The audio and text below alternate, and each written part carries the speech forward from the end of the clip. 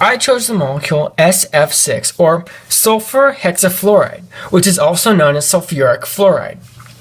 The shape of this molecule is an octahedral because it shares 6 pairs with its central atom.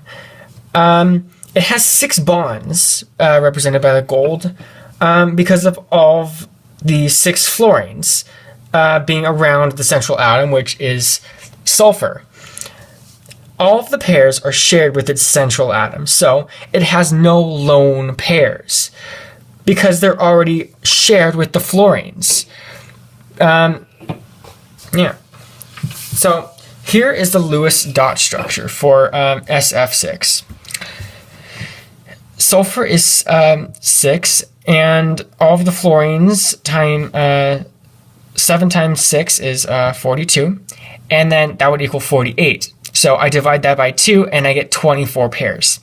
So I have 24 pairs all around it. So this is balanced and equal. Angles between all of the bonds in an octahedral molecule shape are 90 degrees.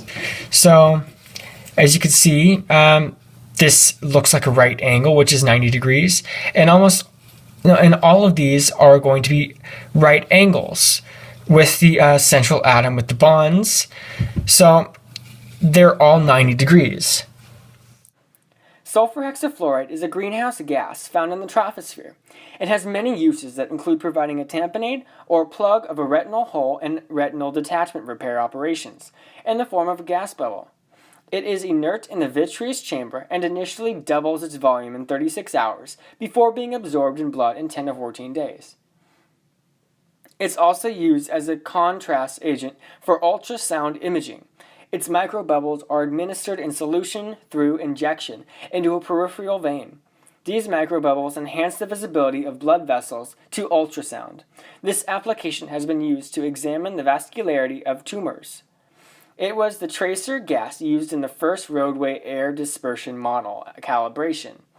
This research program was sponsored by the U.S. Environmental Protection Agency and conducted in Sunnyvale, California on U.S. Highway 101. The United States Navy's Mark 50 torpedo closed Rankine and cycle propulsion system is powered by sulfur hexafluoride and an exothermic reaction with solid lithium. It's a plasma used in semiconductor industry as an etchant. It breaks down in the plasma to sulfur and fluorine, the fluorine plasma performing the etching.